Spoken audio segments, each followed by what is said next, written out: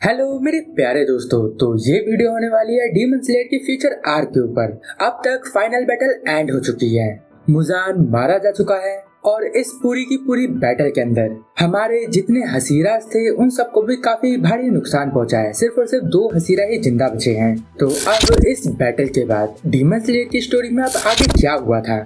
इस आर्क की शुरुआत में हम एक झोपड़ी देखते हैं जहाँ पर तांजीरो, नेजुको, इनोसुके और जिनिसु साथ में रहते हैं। और अब यहाँ से एक बहुत लंबा टाइम गैप होता है। अब हम आजकल के नए दौर में आ चुके हैं। ये पूरा का पूरा मॉडर्न वर्ल्ड है। यहाँ पर हम सबसे पहले एक 16 साल के लड़के को देखते हैं जिसका नाम है तनाका कामाडो। वो अपने घर का बड़ा बेटा है। वो अपने छोटे भाई सुमिहिको को जगाने की कोशिश कर रहा था। वो यहाँ पर बिल्कुल तांजीरो जैसा दिखाई दे रहा था। वो उससे बोल रहा था जल्दी से उठ जाओ नहीं तो आज तुम दोबारा स्कूल के लिए लेट हो जाओगे। वहाँ पर सुमिहिको बोल रहा था मैं बिल्कुल जागा हुआ हूँ, लेकिन हमें साफ दिखाई दे रहा है ये सो रहा है। और इसके बाद कनाटा अकेला ही स्कूल चला जाता है। और अब हम देखते हैं जिनिसु का फ्यूचर का घर। वहाँ पर हम देखते हैं योशितेरु अगात्सुमा को, जो कि यहाँ पर हमें जिनिसु जैसा दिखाई दे रहा था। और वो वहाँ पर अपने ग्रेट ग्रैंडफादर जिनिसु की ही बायोग्राफी पढ़ रहा था। वहाँ पर वो उस ऑटोबायोग्राफी को खत्म करता है और पढ़ पढ़ के वो रो रहा था, क्योंकि अभी अभी ही उसने फाइनल फाइट मुजान वाली खत्म करी थी। और तभी उसकी बड़ी बहन तोको आकर उसे लात मार देती है। वो वहाँ बोल रही थी तुम अपने दादा की झूठी कहानी दोबारा से पढ़ रहे हो। तुम्हें ये बात बिल्कुल समझ नहीं आती कि डीमन जैसी कोई चीज होती ही नहीं है। और यहाँ पर हम तोको को देख के ये भी पता लगा सकते हैं कि फाइनल फाइट के बाद नेजुको और जिनिसु के बीच में शादी हो गई थी और उन्हीं दोनों के डिसेंडेंट है ये दोनों, जो कि उनके जैसे दिखाई भी दे रहे हैं। वहाँ पर टोको योशितेरु को डांटते हुए बोल रही थी तुम्हें तो पढ़ाई पे ध्यान देना चाहिए, इन सारी फालतू की चीजों में दिमाग मत लगाया करो। और अब दोनों ही अपने अपने स्कूल जा रहे थे। वहीं योशितेरु सोच रहा था कि हमारे घर में सभी लड़कियां शांत और काम हैं, लेकिन टोको बहुत ज्यादा गुस्सैल है। और अब टोको अपने फोन में न्यूज देख रही थी। वहाँ पर उजुई तेनमा ने जिम्नास्टिक में गोल्ड मेडल जीत लिया है। तोको उसे काफी ज्यादा पसंद करती हैं। वहाँ पर योशितेरु बोल रहा था तेनमा उजुई बहुत ज्यादा एटीट्यूड वाला बंदा है, इस वजह से ये गोल्ड मेडल डिजर्व ही नहीं करता। तो तोको उस पर गुस्सा होकर बोलती है ये इतना अच्छा दिखता है कि इसे सिर्फ लुक्स के लिए ही गोल्ड मेडल दे देना चाहिए। तभी योशितेरु की नजर एक दूसरी न्यूज में पड़ती है। वो तोको का फोन उसके हाथ से छीन लेता है। वहाँ पर बहुत सुंदर दिखने वाला एक लड़का जो एक बोटेनिस्ट है, उसने एक रेयर फ्लावर को खोजा है और वो फ्लावर है ब्लू स्पाइडर लिली। इसका नाम है आवा हासिविरा।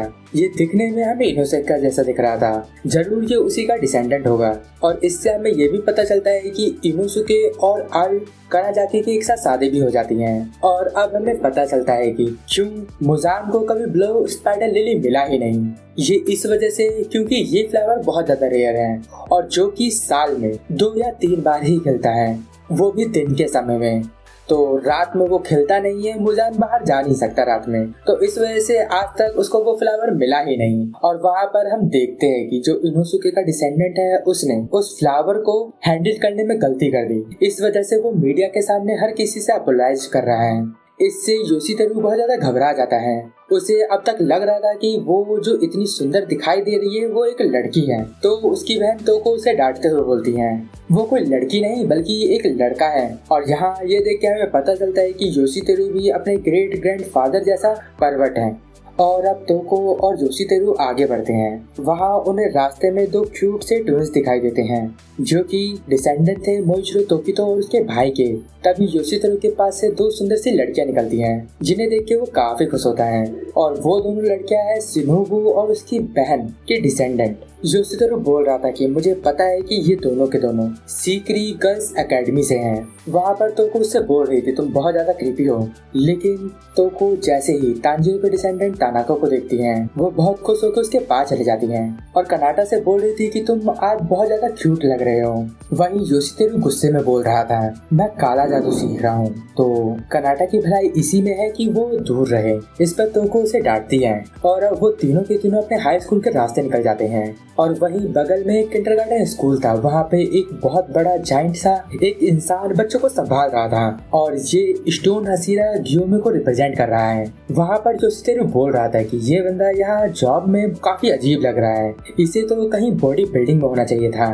और अब तो को कनाटा से पूछती हैं, अगर आज शाम तुम फ्री हो तो आज शाम हम कहीं खाने जा सकते हैं, क्योंकि रास्ते में मैंने एक बहुत अच्छा रेस्टोरेंट देखा है। ये रेस्टोरेंट दो कपल चढ़ाते हैं, जिसमें लड़की के बाल पिंक है और लड़का काफी अजीब है। उसकी आंखें भी दो अलग अलग कलर्स की है। ये दोनों यहाँ पर ओबेनोए और मित्सुरी जैसे दिख रहे हैं। अब हम तांजीरो के घर को देखते हैं। वहाँ सुमी को जागता है। वो देख रहा था कि वो स्कूल के लिए काफी लेट हो गया, तो अब वो फटाफट तैयार होता है और अपने अपार्टमेंट की खिड़की से कूद जाता है। वो लोगों के घरों के अंदर कूदते कूदते स्कूल जा रहा था।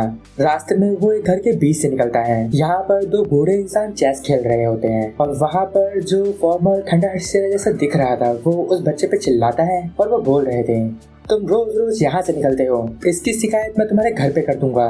और वहीं टीवी में एक न्यूज आ रही थी कि एक ओबेसिकी नाम के लड़के ने जापान के बूढ़े इंसान का रिकॉर्ड तोड़ दिया है। ये बात हो रही है कगाया ओबेसिकी के बेटे की, जिसकी एज अब 100 साल से भी ज्यादा हो चुकी है। और अब जो ओबेसिकी के फैमिली पे कर्ज था वो अब हट चुका है। और अब सुमी को भागते हुए एक शॉप के पास से निकलता है। इस शॉप का नाम था हागानेजुका इक्विपमेंट्स। और वो इतनी तेज भाग रहा था कि वो बस 3 लड़कियों से टकराने ही वाला था। और ये लड़कियां रिजेंबल कर रही है सुमी, कियो और नाहो को, जो कि बटरफ्लाई मैंशन में हर किसी का ख्याल रखती थी। और वो वहाँ इतनी तेज था कि वो एक पुलिस ऑफिसर की कार के ऊपर से जंप करके निकलता है। ये देख के वो पुलिस वाला काफी गुस्सा हो जाता है और कार में बैठा ऑफिसर और उसका असिस्टेंट दोनों ही सानेमी और केनिया जैसे दिख रहे थे और दोनों ही वहाँ सुमिको का पीछा कर रहे थे। और अब भागते हुए सुमिको कुछ लड़कों के पास से निकलता है और ये तीनों बच्चे रिसेंबल कर रहे हैं ग्यूतोमिया का और उसके बेस्ट फ्रेंड साबिटो और माकोमो को। जो वहाँ घी जैसा दिख रहा था उसका एक्चुअल नाम है गीची। वहाँ पर वो तीनों बच्चे कीचैन के बारे में बात कर रहे थे। ये कीचैन बिल्कुल उस कैट मार्क्स की तरह दिखता है जो कि वो लोग पहना करते थे। वहाँ अब हम योशितेरु को देखते हैं, जो कि अपने फोन में एक सुंदर सी लड़की की फोटो देखता है। ये थी लेडी तमायो। योशितेरु अपने दोस्त को बताता है ये जो फोन में पेंटिंग है ये योशिरो नाम के पेंटर ने करी है और वो एक बहुत कमाल का आर्टिस्ट है। उसकी फोटो देख के बिल्कुल पता नहीं चलता कि ये एक रियल ड्राइंग है या फोटो। और अब तक सिर्फ एक लौता डीमन यही जिंदा बचा है, जो जीरो। और अब हम सुमिको को देखते हैं जो कि स्कूल की तरफ और तेजी से भाग रहा था और तभी वहाँ पर तोजिरो नाम का उसका दोस्त आ जाता है। वो वहाँ रिजेंबल कर रहा था गोकू को। दोनों ही स्कूल की तरफ काफी तेजी से बढ़ रहे थे। सुमिको बोल रहा था मुझे तो विश्वास नहीं हो रहा कि तुम भी लेट हो। तो कोजिरो बोलता है कि मैं कल रात 4 बजे तक जागा था, प्रैक्टिस कर रहा था, इस वजह से मैं सुबह जल्दी नहीं उठ पाया। वो तो मेरे फादर ने मुझे थप्पड़ मार के जगा दिया, नहीं तो मैं तो आज छुट्टी ही कर लेता। और तभी पीछे से वो पुलिस की कार आ जाती है। वहाँ पर ऑफिसर चिल्ला चिल्ला के बोल रहा था लड़के रुक जाओ, लेकिन वहाँ वो दोनों और भी तेजी से भागे जा रहे थे। वहाँ कोजिरो बोल रहा था कि तुम्हें कैंडो क्लब को ज्वाइन करना चाहिए। मुझे पता है तुम जैसे ही उसे ज्वाइन करोगे तुम वहाँ के टॉप प्लेयर बन जाओगे, क्योंकि तुम एथलेटिक में सबसे अच्छे हो। लेकिन सुमी को इसके लिए मना कर देता है क्योंकि वो ऐसा नहीं चाहता कि क्लब की वजह से उसके सोने में रुकावट आए। और पीछे से पुलिस ऑफिसर हॉर्न बजा रहा था और चिल्लाते उसे बुला रहे थे, लेकिन वो दोनों आपस में इतने ज्यादा मगन होते हैं कि वो पुलिस को सुनते ही नहीं है। और अब वो दोनों स्कूल पहुंच जाते हैं और वहाँ पर एक जो टीचर जो बिल्कुल मुरादा जैसा दिखाई दे रहा था वो बोल रहा था जल्दी से गेट को बंद कर दो, उन दोनों बच्चों को स्कूल के अंदर मत आने दो। वहाँ सुमी को बोल रहा था कि हम दोनों आराम से क्रॉस कर लेंगे। और अब टीचर के गेट लगाने के बाद भी उस गेट के ऊपर से दोनों जंप करके अंदर पहुंच जाते हैं। और तभी उन दोनों पुलिस ऑफिसर की गाड़ी रुकती है और वो मुरादा जैसे दिखने वाले टीचर को रोकते हैं।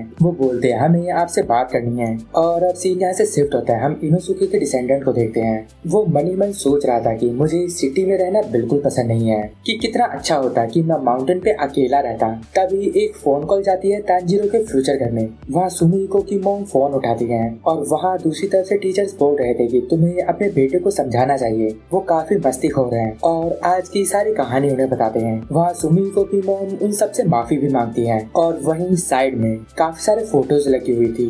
वहीं नीचे एक कटाना भी थी जहाँ पर रेनगोकू का हेड भी लगा हुआ था। ये तांजीरो की ब्लैक निचरिंग स्वॉर्ड है। और उस ब्लेड के ऊपर एक फोटो लगी थी जहाँ पर फाइनल फाइट के बाद बचे हुए सभी लोगों की फोटो थी। और उसी फोटो के साइड में हानाकुरा इयररिंग भी रखे हुए थे।